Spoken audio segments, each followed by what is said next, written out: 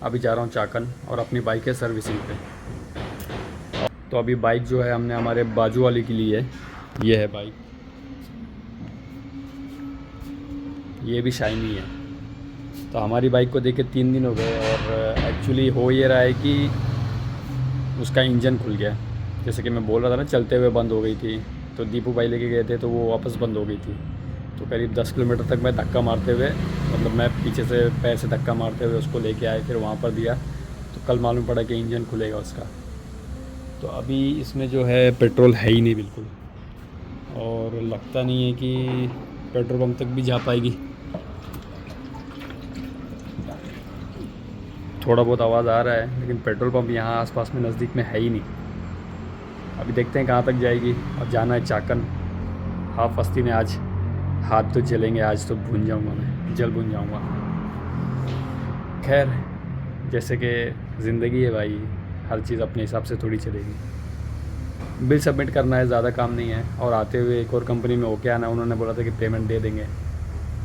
तो देखते हैं वहाँ का भी। ऑफिस जो है आ गया हूँ। जहाँ से चेक लेना था वो मैडम ने फ्राइडे के दिन बोला था कि आप बिना कॉल किए आ जाना, आपको चेक लेके चले जाना। वहाँ पे गया तो मैडम एब्सेंट है, सर कहीं और गए हुए हैं, चेक नहीं दिया। अरे सर इमरजेंसी थी, ये थी वो थी। अरे यार तुम मत बोला करो यार, ज़ुबान की वैल्यू रही नहीं गई। इतना धूप में जलने का कोई, इतना धूप में जल के जाने का ऑलमोस्ट बिल तो देना ही था, लेकिन दूसरा काम नहीं हुआ ना। तो आजकल ऐसे ही हो रहा है, मैं धूप में निकल तो रहा हूँ लेकिन काम इनकम्प्लीट हो रहा है, या फिर जितना टाइम लगना चाहिए उससे कहीं ज़्यादा टाइम लग रहा है। तो हाथ की तो ऐसी तैसी हो गई मेरी, जल गया हाथ। सर और चेहरे का चलो हेलमेट होता है, समझ में आता है। तो अब चलते हैं ऑफिस। तो अभी हम लोग जा रहे हैं भूसरी। जैसा कि हमेशा जाते हैं, हम दोनों साथ में जा रहे हैं, मतलब माली नापने जा रहे हैं साथ में हम दोनों, बस इसी काम के लिए जाते हैं अक्सर।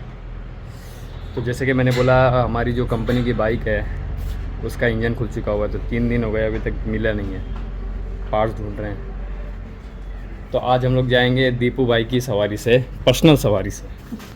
ये रही दीपू भाई की पर्सनल सवारी, MT। ये टूरिंग के लिए मॉडिफाई ली उन्होंने अपने हाथ से। और ये दीपू भाई ने पीछे इसको लगा रखा है। वो जाएंगे कहाँ पे, गांव। तो वो राइडिंग करके अपने गांव जाने वाले हैं। तो उन्होंने सारा जुगाड़ सेट कर लिया है गाड़ी का। 2 दिन बाद में उनका ट्रिप है।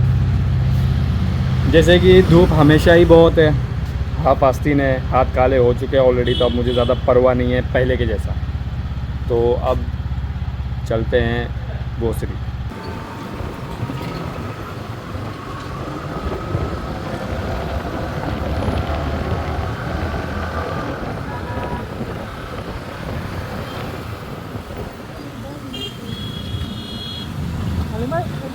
हुए थे ना। हाँ, तो अभी हमने मेजरमेंट ले लिया है। ज़्यादा कुछ नहीं है, 12 छोटे छोटे पीस है। तो अभी वो रेट मांग रहा है फुल लोड और पार्ट लोड दोनों का। तो वो तो खैर होता रहेगा। इस गाड़ी के बारे में बताना चाहूँगा, ये जो सीट है ना, इसको कस्टमाइज़ किया हुआ है दीपू भाई ने। पहले जो सीट था वो एकदम पत्थर था, मतलब उसके ऊपर आप बैठ के 5 मिनट चलोगे ना, इतना ही था। हाँ, वो इतना ही था। एक तो साला पतला था, इतना था। तो पूरा पिछवाड़ा टिकता नहीं था उसके ऊपर, तो वो दर्द देता था थोड़ी देर में। इसको दीपू भाई ने चौड़ा और नरम दोनों करवाया है। तो अभी इतने दूर हम लोग आए, पसीना पूरा हो गया था, लेकिन तकलीफ़ जो हुआ ना, बिल्कुल नहीं, ज़ीरो। तो पैसे लगते हैं तो भाई कंफर्ट भी मिलता है, इससे मालूम पड़ गया। और भाई ने इसको करीब 30 किलोमीटर दूर से बनवाया है, आसपास में कोई अच्छा वाला मिल नहीं रहा था। यूट्यूब में देख के भाई ने वहाँ पे गए, और काम बहुत अच्छा हुआ। क्योंकि जैसे कि मैं पहले की वीडियोस में बोल चुका हूँ, मुझे बहुत शिकायत है 2 व्हीलर पे बैठने में, गर्मी की वजह से। खैर, अभी हम लोग वापस जा रहे हैं, हमारा काम यहाँ से हो चुका हुआ है।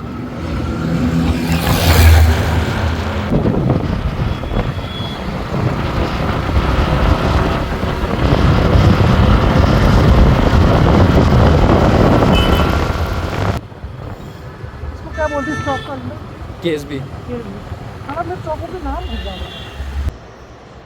ऑफिस में आ गए। एक्चुअली मैं बाइक पे पीछे बैठा हुआ था, तो हाथ दोनों फोल्ड करके बैठा हुआ था मैं। हाथ तो बच गए धूप से, लेकिन यूँ बैठा था तो गर्दन मेरी जो थी पूरी एक्सपोज थी। आज गर्दन पे लग गई धूप। तो ऑफ कोर्स ये काला हो गया तो ये भी तो मैच होना चाहिए। हो गया सो हो गया, आप क्या कर सकते हैं। तो अभी कितने बज गए? 3:30।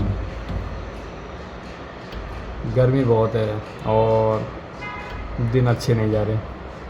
आज का दिन तो बहुत ख़राब गया मेरा वैसे। तो अभी हम लोग आ गए स्टेशन पे। ट्रेन का कोई कितना बज गया? 7:30 हो गए।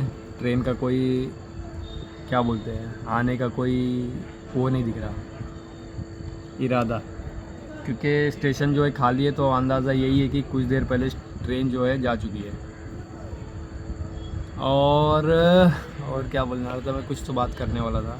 हाँ, बात करने वाला था मैं ये कि बातचीत में लफ्ज़ों का कितना इम्पोर्टेंस है। आज ऐसे ही मैं एक यूट्यूब पे वीडियो देख रहा था। तो एक बादशाह होता है, वो एक बंदे को एक घोड़ा इनाम में देता है। वो बंदा घोड़ा लेके जाता है घर पे और रात में वो घोड़ा मर जाता है। अब वो बंदे को टेंशन ये हो जाता है कि कल को अगर बादशाह पूछेगा, कल जाऊंगा मैं दरबार में, बादशाह पूछेगा कि घोड़े का क्या हुआ, कैसा ख्याल रख रहा है कि नहीं रख रहा, तो कैसे बताएगा कि मर गया, नहीं तो बादशाह गुस्सा हो जाएगा। खैर वो अगले दिन दरबार में जाता है तो बादशाह उसको पूछ लेता है कि घोड़ा कैसा है। तो वो जवाब में क्या बोलता है कि आपका घोड़ा जो था ना बहुत अच्छा था, बहुत तेज़ दौड़ता था, इतना तेज़ दौड़ा कि वो एक रात में ऊपर वाले के पास पहुंच गया। तो बादशाह जो है सुनता है, थोड़ा सा मुस्कुरा देता है और सिचुएशन समझ जाता है। तो उसको घोड़ा जो है दूसरा इनाम में देता है। अगर वो सीधा सीधा बोलता कि आपका घोड़ा मर गया है ना, तो बादशाह नाराज़ भी होता उससे, क्या पता सज़ा भी देता है।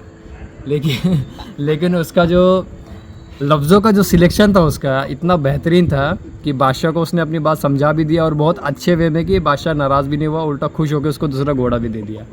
तो प्रेजेंस ऑफ माइंड जो होता है ना बहुत ज़रूरी है। अपनी बात कहने का जो सही तरीका है ना वो हमको पता होना चाहिए। तो हंसरा कैसा है? फिर तो प्रेजेंस ऑफ माइंड बोलते हैं इसको, ये होना चाहिए। तो आपको ऐसे लोगों के बीच में बैठना चाहिए, मुझे भी, जिनकी मतलब जो दिमाग है ना सही वक्त पे सही तरीके से काम करता है। सही वही उसने भी वही बात बोली, लेकिन उसने एक अच्छे तरीके में बोली। और हम लोग ऐसा करते तो शायद झगड़े हो जाए हमारे कभी सिचुएशन में। तो यही बताना था। एक और किस्सा है लेकिन फिर कभी।